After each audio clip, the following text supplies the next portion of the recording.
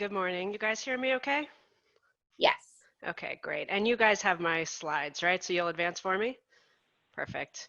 Mhm. Um, Great, thank you. Thanks so much, Fred, for those comments.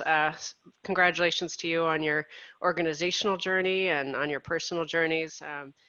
Glad to be partners, kind of continuing to move together through this work. So lots of work to do, but hopefully we all do that work together. So I thought I would start by just giving a little bit of an overview of what DHS has been doing. Hopefully many people on the call are aware of this.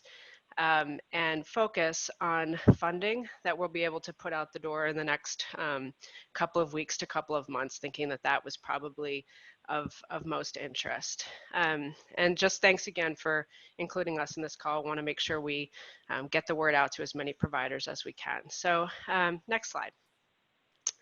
And whoever's doing the slides, you'll have to bear with me. I apologize.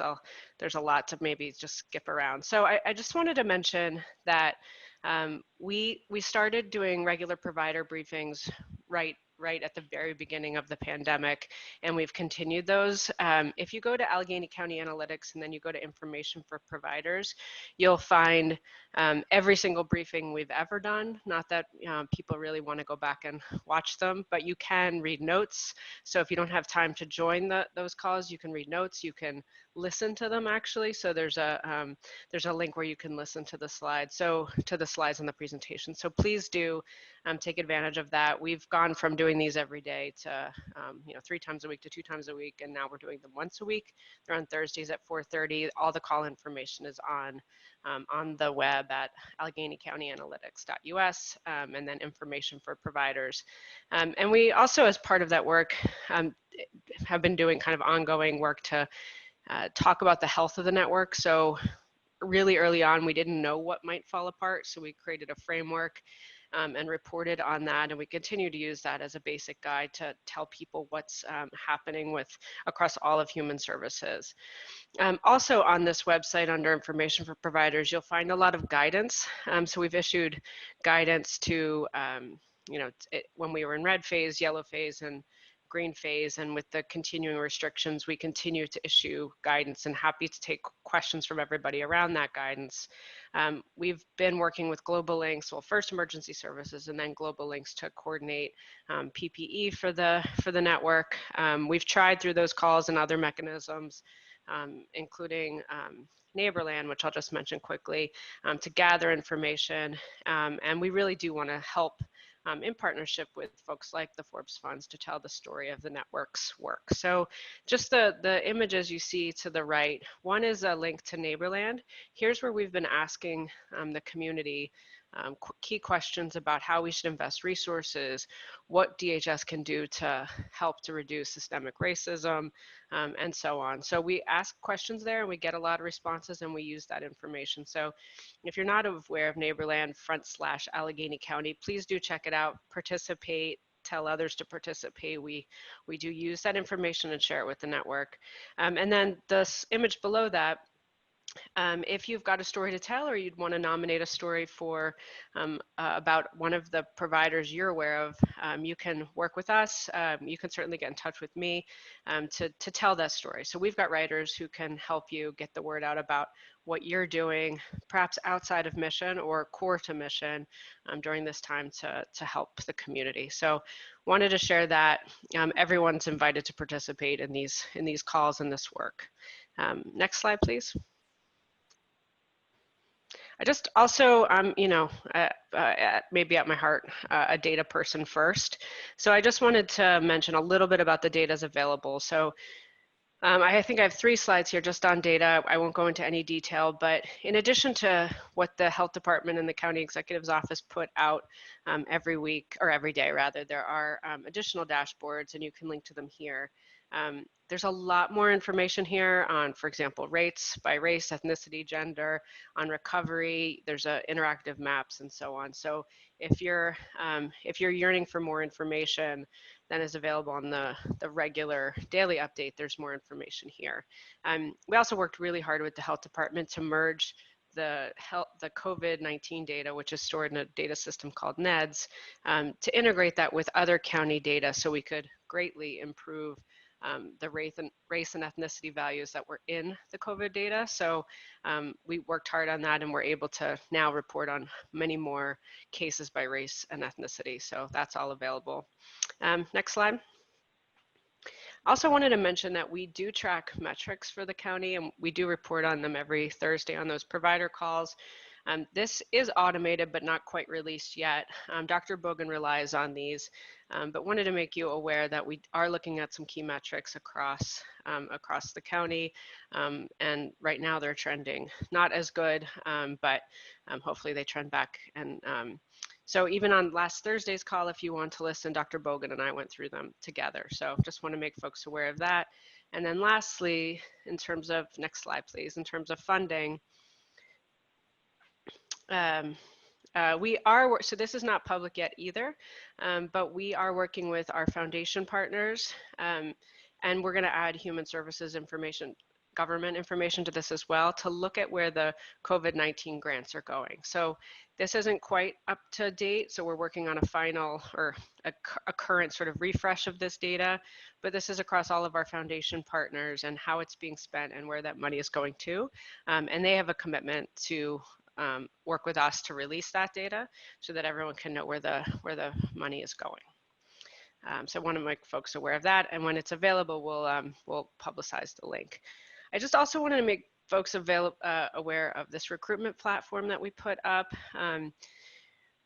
Hearing that there, or knowing that there were concerns about staff resources, particularly in a time period like now when many of our staff are getting sick, we launched a pretty lightweight recruitment platform so that people could find jobs in human services, and so people like you, providers, could find essential workers. So if you could go to the next slide, there's just some links.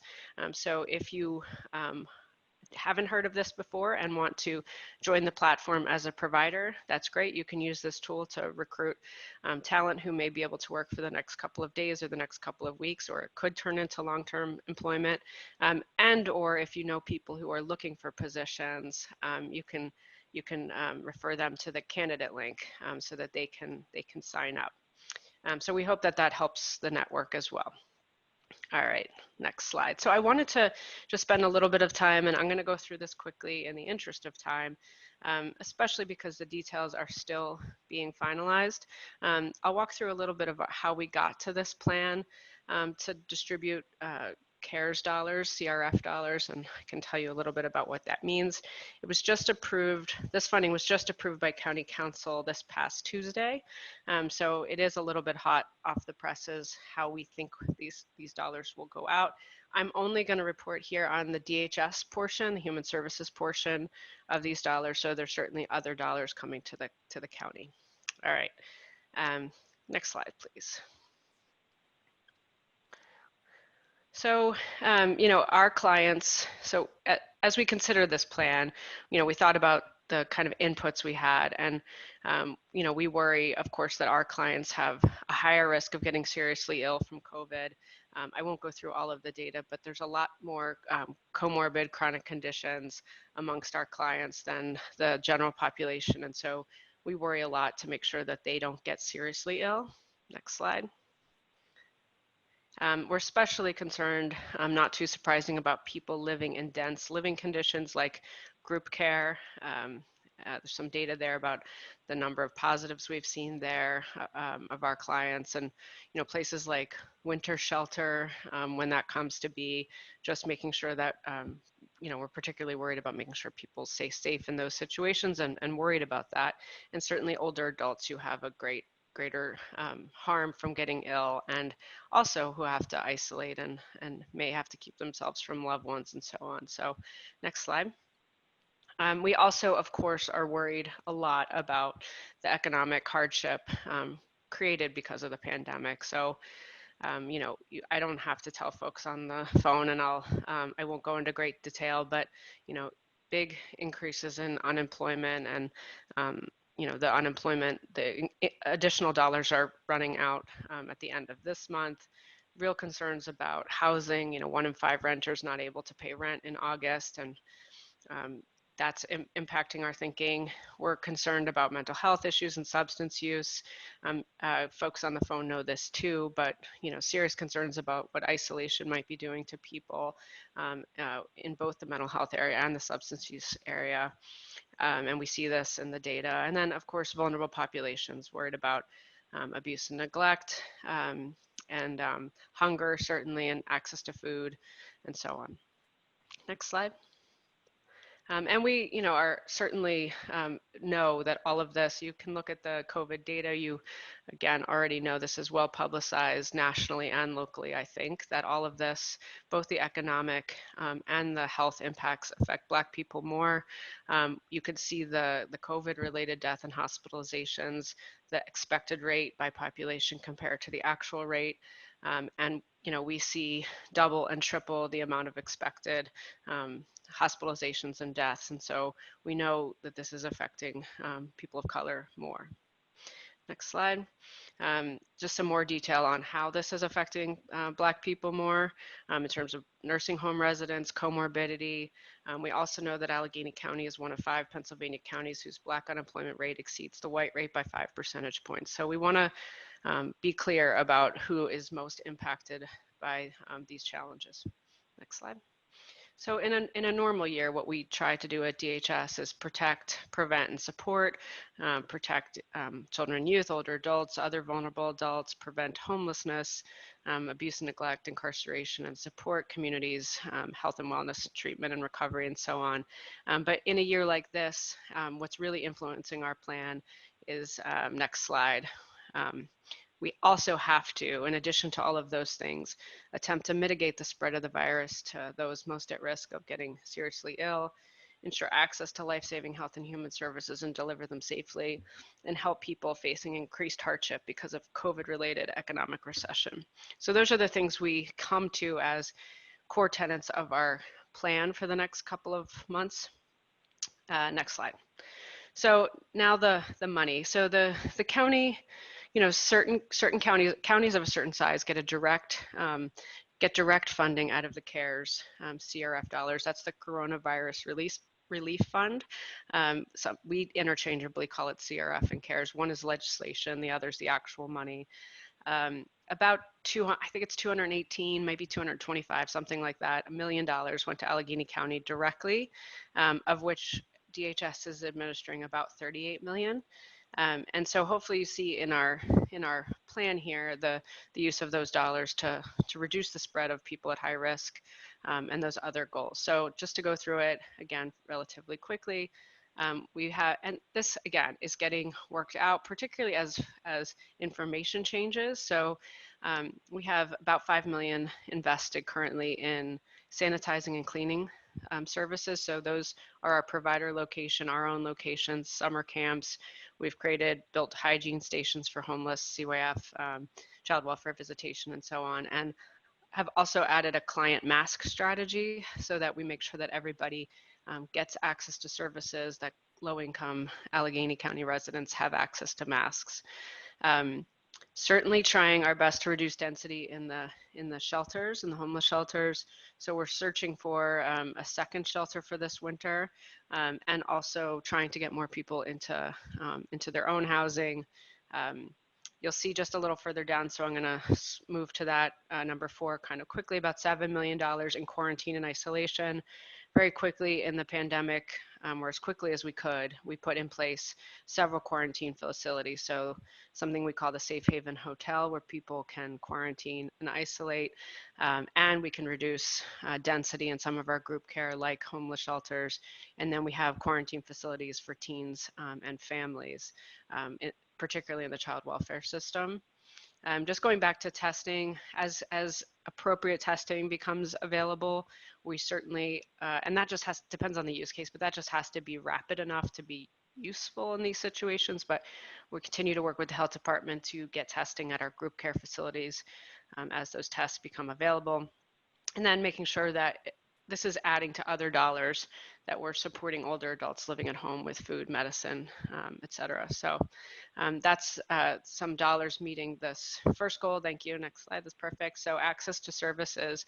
I think working really closely with the United Way to make sure that people are getting to the right places. The United Way 211 system being a great front door where we can triage and support people. Also working closely with the food bank, for example, to get them information that can help people find other human services.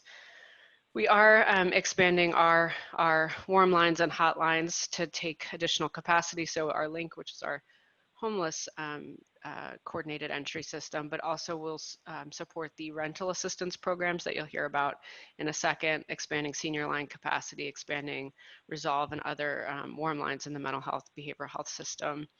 We have approximately, it might be a little more, a little less, probably not less, but community outreach specifically to Black and Latinx people and immigrants, making sure that we're translating information, making sure we're getting messages out to all parts of the community, making sure everyone gets a chance to be aware of and have access to critical public benefits, unemployment, and so on. So Fred, I think we're talking with you a little bit more about that strategy in the next, I think, I don't know, week or so. But we're excited to be doing that kind of, have those kind of dollars to do that outreach. Next slide. And then I think this is probably the last slide. So services, basic needs delivered safely. So we've got a significant amount of money in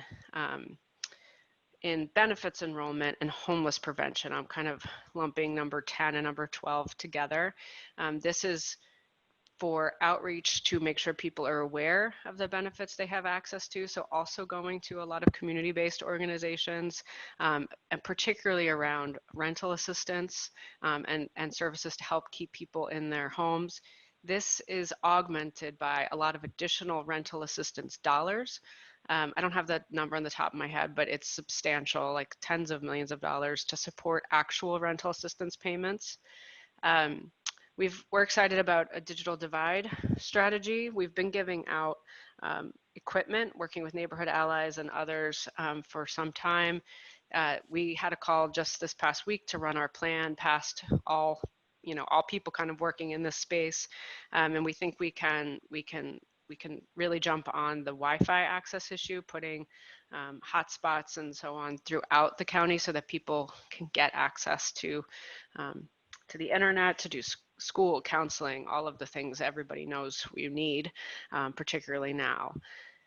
Continuing to support the coordination of supplies to folks and making sure our child welfare resource foster families have access to additional supportive dollars. We've got a whole separate plan around that we've been working on for some time around crisis response, working with police and other first responders so that human services professionals might support some of those interactions, and that links to human services treatment and care instead of arrest and incarceration are more possible, but we'll invest some of our dollars in that work. And I'll skip our small personnel item here, but we are doing a lot of contact tracing, and we have staff for the Safe Haven Hotel and so on. So some of it is covering our staff costs, relatively speaking, small amounts. And then big strategies, the county executive wanting to make sure we have enough funding in the existing partnerships with the United Way, the food bank, and so on, 412 Food Rescue in food and childcare, replacing the lost revenue so that we have a childcare system to come back to. So hopefully that wasn't too long. Wanted to give folks some sense of the dollars. I won't go through these dollars. There are additional dollars coming through various sources from the federal government to locals that we are distributing. So just wanted to reference those others, but the major funding I just went through. Thank you. Thank you so much, Erin. This is Hannah Locop. Really appreciate that you're able to be here today on our call, our call for community solutions. and really appreciate the information that you shared. I wanted to ask about, just to start the conversation, and I definitely encourage folks to ask their own questions and submit them in the chat.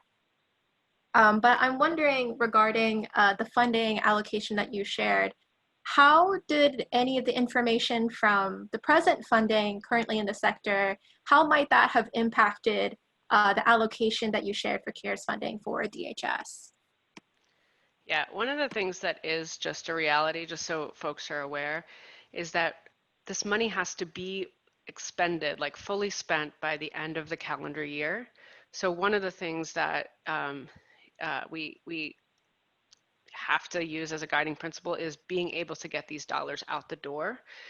So that does push us in some ways to our existing partner network, which is why we're working with some other partners, intermediaries, to help get some of these dollars out to some of the smaller agencies that we might not already have contracts with, but we see are such a critical part of the strategy. You know, certainly I think we're trying to invest in what we see working in the sector. So not creating new approaches here, but really, you know, inspired by the work that of partners already coming together to do this work. So, you know, in the case of food or something, certainly not trying to advance a different strategy, but just build on the one that's already existing. Got it. Yeah, thank you. And I think that leads into a next question that we have about outreach to Black, Latinx, and immigrant populations. Are you able to elaborate on how DHS might approach that? Yeah, sure. It's a little bit premature, so but we've had partnerships with the Pittsburgh Foundation in the past to help distribute dollars, for example, to organizations that we might not already have contracts with. So we are in initial conversations with them. They haven't decided yet whether this is the right fit for them. As I said, it just got posted or got approved by county council on Tuesday. So we are still pretty early. But I think at the end of the day, what DHS is trying to do when we do that is to make sure that the money gets out to all parts of the community. We know, and something I certainly want to work on, that it's challenging to get a contract with the Department of Human Services or any, I guess, probably any major government entity. And so there are real current, and maybe they can be changed, barriers to small organizations getting those contracts, mostly legal things around insurance and stuff like that. And so we want to make sure that we can distribute those dollars more widely.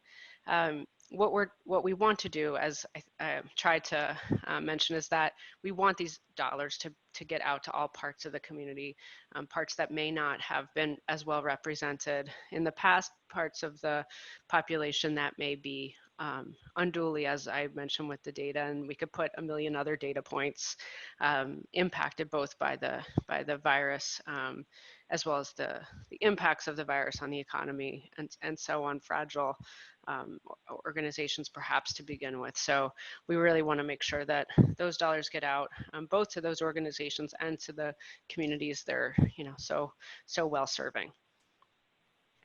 Absolutely. And I definitely appreciate, Erin, your ability to communicate just the vast amount of this information in such a timely way. I feel like there's been a lot that people are able to absorb in our call today. And I also want to give folks a little bit more time as well to submit their questions. And if we're not able to get to them, we'll surely have a follow-up email with Erin so that we're able to share those with the audience. And I also want to ask too, how might DHS change as a result of COVID-19 and the new needs that might emerge? Yeah, I think, I don't know, a couple things. I hope this has taught all of us that we can be faster. Things that may have taken us So sadly, you know, and I think organizations like ours, I don't think we're unique here, you know, months or, you know, years to do. I think COVID has taught us we can be much faster, and we can be more nimble, and we can learn on our feet and continue to change things if they're not working. So that's one thing that I hope we continue. I think it's a challenge because as much as basic needs and the issues of poverty are very much at the core of what we do, we aren't responsible for those programs typically. So as you may know, the state runs the public benefit system. They call it, you know, they call those offices county assistance offices, but they are in fact state run, and we have nothing to do with them. But the issue of basic needs is obviously very much at the forefront for us. And really, because we don't run that system, working hard to prevent, to get people access to that system that we don't, you know, run, to prevent future harms. So that, you know, certainly I think philosophically we've always been upstream, even though many of the services we end up running are more crisis type services or intensive services. The real need to support people's basic needs and make sure that people have what they need and to take care of their families and communities. Right. And I definitely think that leads into a string of questions that's coming into the chat. And I'm going to do my best to link some of those common themes regarding, you know, how can smaller nonprofits work best with DHS to help assist, you know, those communities that are the most in need, and specifically African-American providers. Is there an intentional approach, or how might small nonprofits kind of be able to work with you all? Yeah, I think through partnerships, like a partnership perhaps with the Forbes Funds, with Poise, with the Pittsburgh Foundation, and maybe others I'm missing, I think we can work together to make sure that we do a better job in the future of reaching those organizations. And I do think DHS has some work to do to think about why there are rules in place around kind of legal and insurance issues that keep smaller agencies from having a contract with us. So I think we have some looks to do, important looks to do at that, and work we can do with our partner organizations to continue to do a better job making sure that people, you know, that we're serving that we're working with agencies throughout the county, and particularly those who are serving populations of greatest impact. So I do think, I mean, I led off, I hope, Fred, you heard me, and other conversations we've had with the Forbes Funds. I think we have work to do together on this to continue to move together, but intentionally. And so I don't think it would be right to say there is some solid intentional strategy how we're going to continue to move this work forward. But I think that's something we should both put on our kind of to-do list to do together. Absolutely. And we have more questions coming into the chat. And I know that we do have limited time. So I apologize to folks' questions that we don't get to. And they're all certainly really important. I want to point to a question about if funding might be tracked down to neighborhoods as well as agencies, and if that might be publicly accessible in the future. Yeah, I think our foundation partners, because I don't think that data's really come together before. We had on our calls had invited foundation partners to come and talk about their investments, and the Forbes Funds joined as well. We put together data based on that. It's now a Tableau dashboard that can be automated to some degree. Absolutely, we can, there are limitations, but we can track down to neighborhood. And certainly, I didn't show you the view of the dashboard that is by agency, but we already have that part worked out. As you guys know more than I do, exactly what neighborhoods are being served with at the provider level is also not perfectly clear, but we can do our best on that. And yes, we send out that link to our funding partners in the past 2 weeks for them to take a kind of a final review, and then we'll we'll make that live, and we'll add the government CRF dollars as well. So yes, that's our intention for sure. Awesome. Definitely appreciate that. And then as a final question before we get to our public policy update, I'd like to ask, where might nonprofits begin the process of looking to work with DHS? We have some detailed questions on, where can folks find the requirements or look at the steps to best do that? Yeah, I can send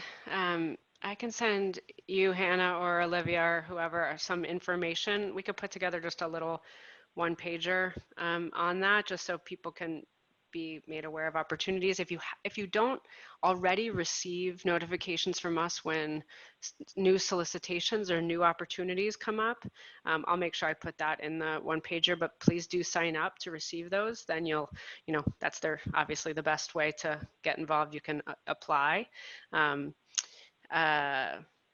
And I mean, we'll be hopefully you guys can join some of these provider calls or find time to listen in later. I will also certainly make a point of letting the Forbes funds know when we have new public opportunities. I don't think we've not been systemic about doing that in the past. So we can, and then it's a little bit on you guys to help us get that word out as well. But we always want to get the word out as widely as possible. We try. It doesn't mean that we're, perfectly successful in that. There's so much going on, but we're happy to get the word out there.